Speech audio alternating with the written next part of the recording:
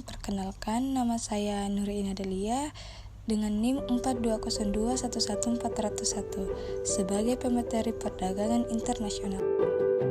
Halo guys, hadir di sini NIM 420211402. Saya sebagai pemateri mekanisme kontrak perdagangan internasional.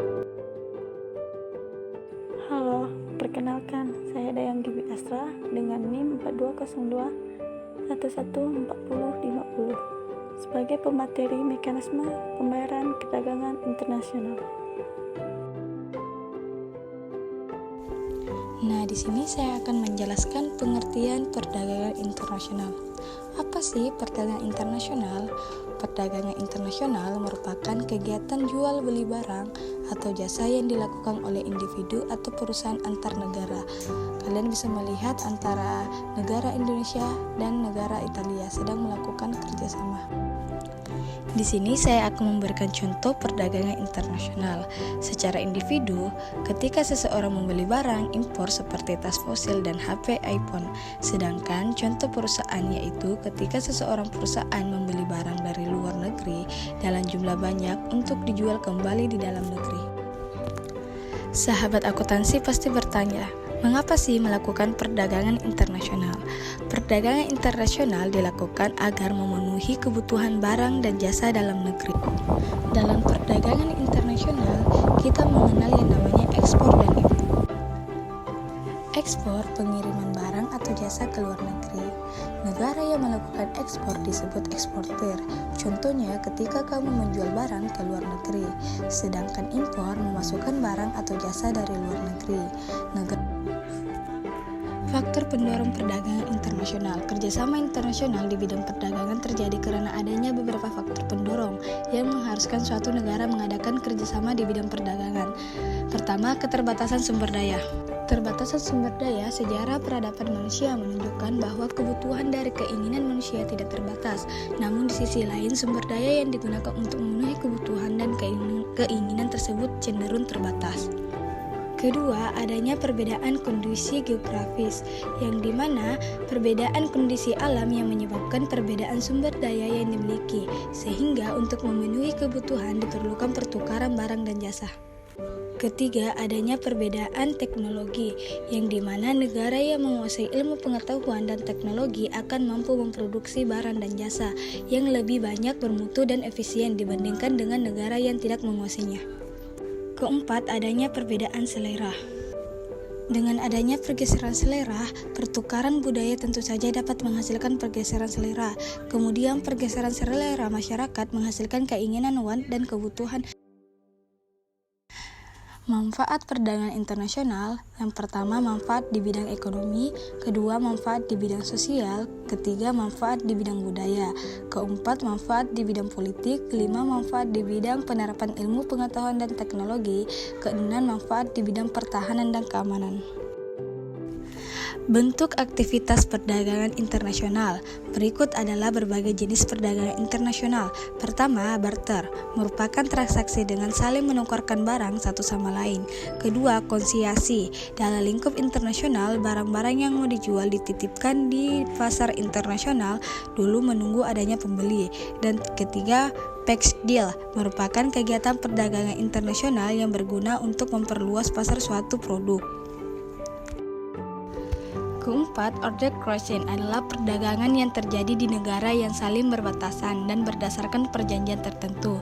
Kelima, short border crossing, perdagangan antara negara yang melewati lintas batas laut. Dan yang terakhir, overland border crossing, perdagangan antara negara yang melewati lintas batas darat. Mekanisme kontrak perdagangan internasional. Kontrak perdagangan internasional pada hakikatnya merupakan perjanjian yang dibuat oleh pihak penjual dan pihak pembeli. Dua pihak itulah yang menjadi pelaku utama dalam perjanjian sales contract dan secara tegas namanya tercantum dalam sales contract. Berikut ini merupakan pihak-pihak yang terkait dalam kontrak perdagangan internasional. Yang pertama ada eksportir. Eksportir adalah orang yang bertindak sebagai penjual. Selanjutnya ada importir.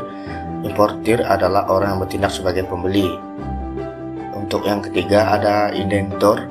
Dalam kondisi tertentu, ada peminat yang bukan berstatus importir yang melakukan pemesanan kepada importir terhadap suatu produk dari luar negeri. Nah, untuk yang terakhir ada pendukung. Peran-peran pendukung sangat menentukan kesuksesan suatu transaksi perdagangan internasional yang termasuk dalam kelompok pendukung antara lain bank-bank devisa, badan usaha transportasi, otoritas kepabeanan, dan lain-lain. Selanjutnya ada terminologi dalam penyerahan barang. Terminologi dalam KBBI merupakan istilah atau peristilahan. Dengan demikian, terminologi penyerahan barang berarti istilah-istilah mengenai penyerahan barang.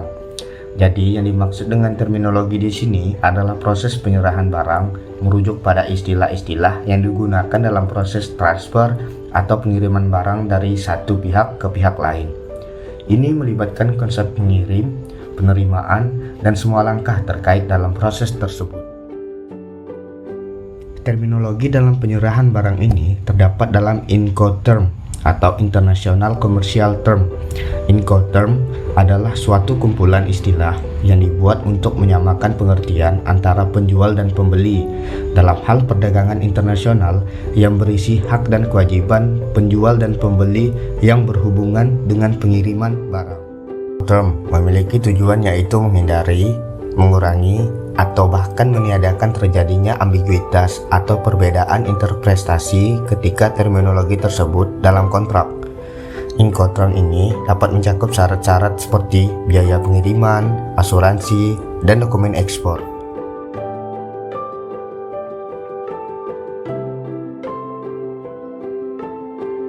Mekanisme pembayaran perdagangan internasional. Pembayaran internasional adalah pembayaran atas transaksi yang dilakukan oleh negara-negara yang terlibat dalam perdagangan internasional berdasarkan kesepakatan yang telah dirundingkan sebelumnya. Pembayaran dan perdagangan internasional pada umumnya dilaksanakan melalui bank. Dengan melakukan perdagangan internasional, setiap negara dapat memajukan pertumbuhan ekonomi. Terjadinya transaksi perdagangan antar bangsa dan diikuti adanya hak dan kewajiban antar kedua belah pihak. Pembeli atau importir berhak atas barang yang dibelinya dan berkewajiban menyerahkan uang pembayaran. Sementara itu, penjual atau eksportir berkewajiban menyerah barang kepada pembeli dan berhak menerima pembayaran. Hak dan kewajiban inilah yang menimbulkan pembayaran internasional.